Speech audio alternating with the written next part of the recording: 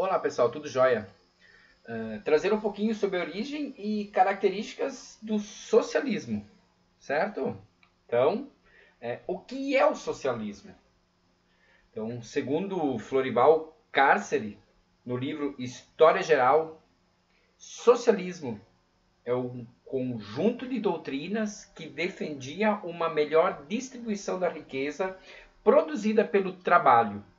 Então, seus pensadores afirmavam que isso ocorreria através de reformas sociais e, em casos extremos, então, com o fim do capitalismo.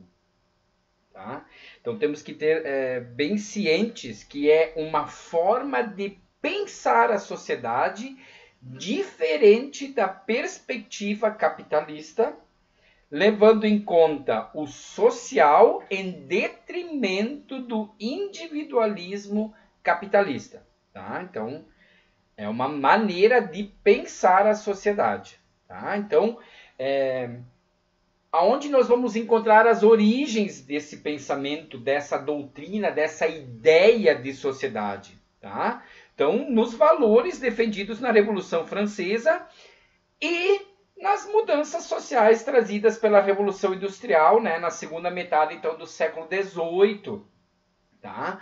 Então, nos valores defendidos da Revolução Francesa, né, o liberdade, igualdade, fraternidade, né, o liberté, igualité e fraternité, tão defendido pelas mudanças, aí, pela derrubada do antigo regime na Revolução Francesa. Então, principalmente aí, nas mudanças então também trazidas pela Revolução Industrial, tá? Principalmente as mudanças de vida sociais, de organização da sociedade. E a principal característica dentro dessa mudança da Revolução Industrial que trouxe para a sociedade foram as péssimas condições de vida, né? A que estavam submetidas então os operários no início da industrialização. Então, alguns pensadores aí quiseram procurar soluções para tal situação. Que situação? Péssimas condições, né? E eles criticaram aí o que conceberam como uma injustiça, desigualdades e sofrimentos gerados pela revolução, que revolução industrial, e pelo mercado livre, né, o laissez-faire, no qual ela se sustentava, né? Deixe fazer, deixe passar, né? Então, dentro dessa ideia aí capitalista. Vamos ter alguns destaques aí, então, dessa visão aí, algumas correntes do socialismo. Nós vamos ter aí o socialismo utópico. Esses acreditavam, então, na transformação social através da livre iniciativa dos homens e da conscientização dos homens, né?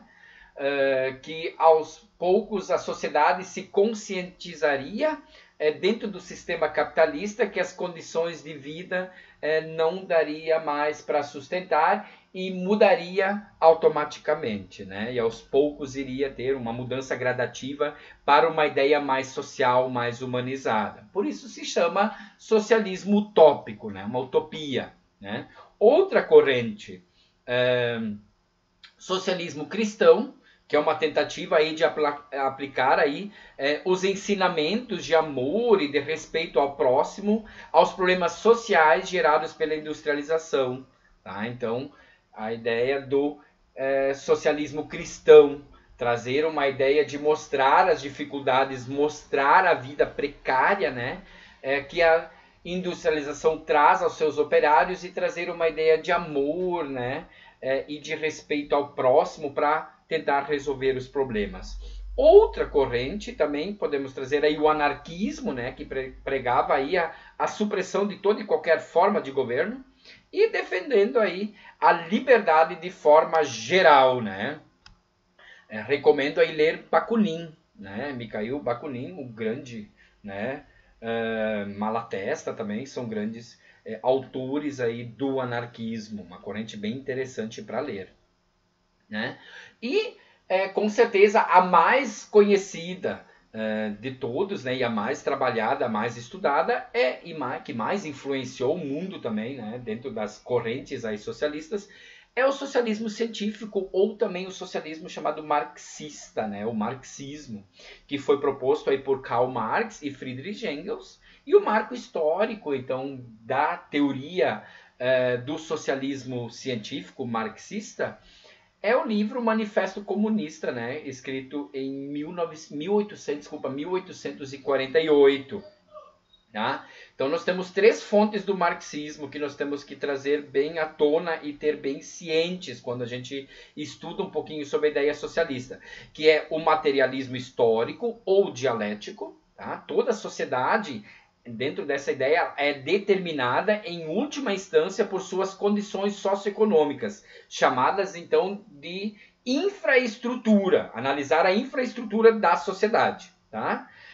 A outra fonte, então, marxista é a luta de classes, né? A história de todas as sociedades que existiram até nossos dias, ela tem sido a história das lutas de classes, e estas lutas vão dar origem aí à revolução que poderá produzir, então, efeitos sociais, políticos e ideológicos, tá?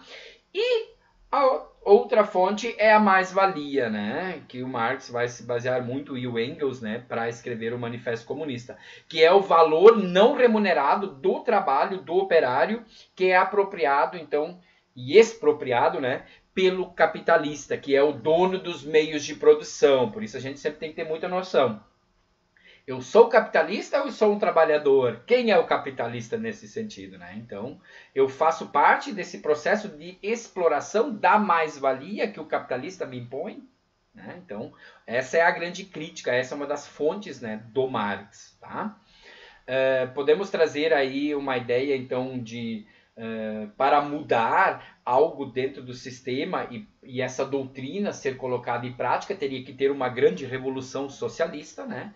E aí a gente tem que ter uma noção que socialismo, às vezes as pessoas comentam muito que socialismo e comunismo é a mesma coisa. Não, não é a mesma coisa, tá? O socialismo seria uma revolução dentro de um sistema que vai trazer o Estado como responsável pelo controle dos meios de produção, né? E posteriormente isso, quando a sociedade estaria organizada, né, através do Estado tendo o controle de tudo, o Estado deveria desaparecer, pois o Estado sempre representou o quê? O poder e a dominação de um grupo sobre os demais. Tá? Então isso é uma fase de transição entre o capitalismo para o socialismo e do socialismo, né, para o comunismo, que seria a última etapa, né, que seria uma etapa final e mais elevada assim, do desenvolvimento humano dentro desta teoria. Tá? Dentro dessa teoria. Sempre temos que ter essa noção. E por que teoria? E às vezes ela é tão criticada, né, e tão batida, porque dentro da ideia do socialismo real, trazido pela Revolução Russa de 1917, que teve extermínio dos opositores, que teve uma ditadura do Partido Comunista, através do stalinismo, né, do governo de Stalin. E dentro dessa ideia, então, para o historiador Gilberto Cotrim, a gente pode trazer ele, né, como, né, uma citação, trata-se de um socialismo autoritário. Então, devido ao terror político implementado pelos diversos regimes socialistas aí que existiram no mundo. Por isso, a gente sempre tem que ter a noção. O socialismo ele é uma transição de organização da sociedade, uma organização do Estado. O comunismo seria um estágio final, né, da etapa humana. Por isso, muitos historiadores, muitos pesquisadores, a grande maioria, defendem que o comunismo ele não existiu na prática.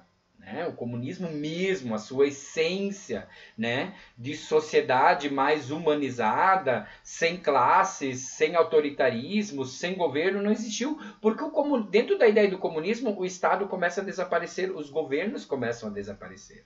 Né? E o que nós temos aí de comprovação histórica, nada disso aconteceu. Né?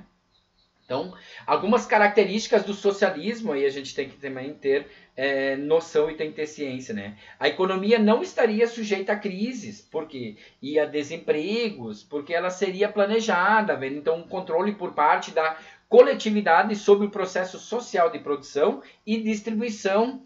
Portanto, o indivíduo não seria mais dominado pelas forças imprevisíveis do mercado. né? Os meios de produção socializados no socialismo, toda a estrutura produtiva, como empresas comerciais, industriais, terras agrícolas, dentre outras, né, são de propriedade da sociedade e gerenciados pelo Estado. Então, toda a riqueza gerada pelos processos produtivos é igualmente dividida entre todos. Tá? Também teria a inexistência de sociedade dividida em classes, como os meios de produção pertencem à sociedade, existe somente uma classe, a dos proletários. Né? Todos trabalham em conjunto para melhorar a sociedade. Por isso não existem empregados nem patrões. Tá? E outra característica seria uma economia planificada, então, e controlada pelo Estado. Essa é uma das grandes críticas, né?